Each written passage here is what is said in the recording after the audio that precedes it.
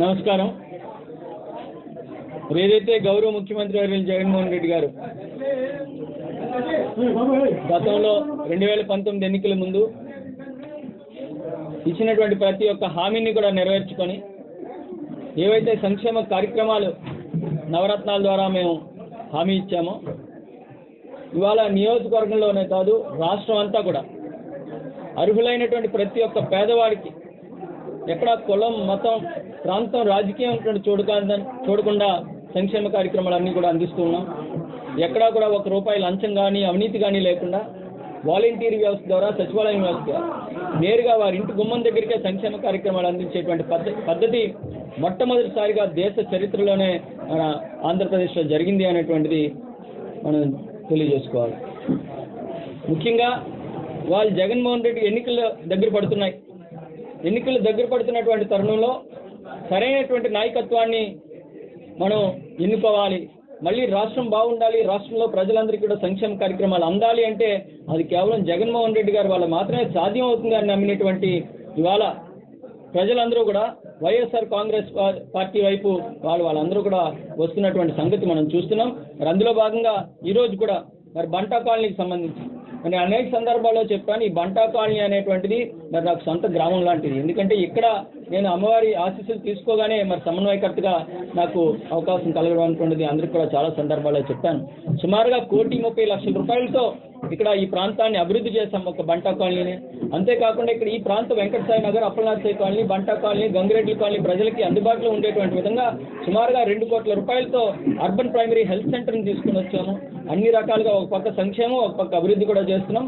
ప్రజలందరి తాలూకు ఆశీస్సులతో ఎవరు ఇప్పుడు ఇవాళ ఎన్ని పార్టీలు కుమ్మక్కైనా ఎంతమంది ఎన్ని రకాలుగా కలిసి వచ్చినా వాళ్ళు జగన్మోహన్ రెడ్డి గారు చేసినటువంటి సంక్షేమ కార్యక్రమాలు వాళ్ళు మా అందరికి కూడా ఆశీస్సులు, ఖచ్చితంగా ప్రజల ఆశీస్సులు దీవెనలతో మళ్ళీ పెందుర్తి నియోజకవర్గంలోనే కాదు రాష్ట్రం అంతా కూడా వైఎస్ఆర్ కాంగ్రెస్ పార్టీ విజయకేతనం ఎగరవేయబోతుంది అనుకుంటుంది తెలియజేసుకుంటూ మరి ముఖ్యంగా ఇక్కడ వచ్చేసరికి పెందుర్తి నియోజక ప్రజలు కూడా ఆలోచన చేయాలి. ఇవాళ నేను చాలా సందర్భాల్లో చెప్పాను, నేను ఈ పెందుర్తి మండలంలోనే రాంపురం గ్రామంలో నేను పుట్టాను, ఇక్కడే పెరిగాను, ఇక్కడే చదువుకున్నాను. ఈ ప్రాంతంలోనే నా ఉద్యోగం, నా వ్యాపారాలు కానివ్వండి అన్నీ కూడా ఈ ప్రాంతంలోనే ఉన్నాయి. నేను చచ్చినా బ్రతికినా గెలిచినా ఓడినా ఇదే నియోజకవర్గంలో నేను ఉండేటువంటి వాడిని. స్థానికంగా మీరు పిలిస్తే వెంటనే పలికేటువంటి వాడిని. ఇలాంటి ఈ నాయకత్వం కావాలా, లేకపోతే ఎప్పుడు ఎక్కడ అవకాశం ఉంటే అక్కడికి పారిపోయేటువంటి వాళ్ళు ప్రజారాజ్యం పార్టీ అయిపోయింది, కాంగ్రెస్ పార్టీ అయిపోయింది, టీడీపీ పార్టీ అయిపోయింది, వైసీపీ పార్టీ అయిపోయింది, ఇప్పుడు జనసేన పార్టీ. అలాగని పోనీ ఇక్కడైనా ఒక నియోజకవర్గంలో ఉంటారంటే ఇక్కడ లేదు. ఇక్కడ నుంచి యలమంచిలి నుంచి మళ్ళీ వైజాగ్ నుంచి మళ్ళీ ఎక్కడ ఒక స్థిరమైనటువంటి నాయకత్వం ఈ ప్రాంతానికి అవసరం. ఖచ్చితంగా మీ అందరూ కూడా ఆశీర్వదిస్తే వాళ్ళు అత్యధిక డెవలప్మెంట్ ఇవాళ చేయడం జరిగింది. ఇవాళ మన 98 వార్డులకు కలిపి సుమారుగా 45 అర్బన్ ప్రైమరీ హెల్త్ సెంటర్స్ ఉంటే కేవలం మన పెందుర్తి నియోజకవర్గంలోనే 8 అర్బన్ ప్రైమరీ హెల్త్ సెంటర్స్ తీసుకొచ్చాం. PMJSY కింద నియోజకవర్గానికి ఒక రోడ్డు ఎంపీ గ్రాంట్స్ నుంచి తెస్తే మన పెందుర్తి నియోజకవర్గానికి 3 రోడ్లు తెచ్చుకోగలిగాం. అలాగే ఎప్పటి నుంచో ఉన్నటువంటి పాత రోడ్డు నుంచి మరి గుల్లిపల్లి వెళ్ళేటువంటి రోడ్డుని ఏదైతే ఉందో ₹9,80,00,000 ఒక అద్భుతమైనటువంటి రోడ్డును డెవలప్ చేసుకోగలిగాం.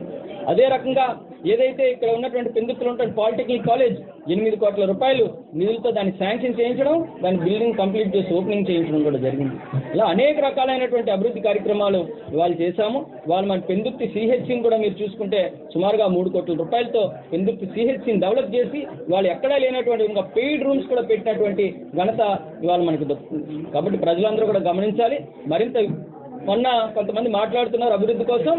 మీరు చర్చకి సిద్ధమైతే మేము కూడా సిద్ధమే ఎనీ టైం. మీరు ఉన్నటువంటి 5 సంవత్సరాలు కాదు, 10 సంవత్సరాలు మీరు చేసినటువంటి అభివృద్ధికి, ఈ 5 సంవత్సరాలు మేము చేసిన అభివృద్ధికి ఎక్కడ కూడా కొంతన కూడా ఉండదు. అంతగా మేము చేసామనుకోండి తెలియజేసుకుంటూ ఖచ్చితంగా ప్రజలందరూ ఆశీస్సులు దీవెనలతో మరి ఇవాళ పార్టీలోకి ఇచ్చేసినటువంటి కొడారి శ్రీని గారు కానీ ఆ మిత్ర బృందం అందరికీ కూడా హృదయపూర్వకంగా పార్టీలోకి ఆహ్వానిస్తూ అందరిది కూడా ఒకటే ఎజెండాగా పనిచేస్తున్నాం. వ్యక్తిగత ఎజెండా లేవు. జగన్మోహన్ రెడ్డి గారు ముఖ్యమంత్రి చేయడమే ప్రధాన ఎజెండా అని చెప్పి భావిస్తూ సెలవు తీసుకున్నాం.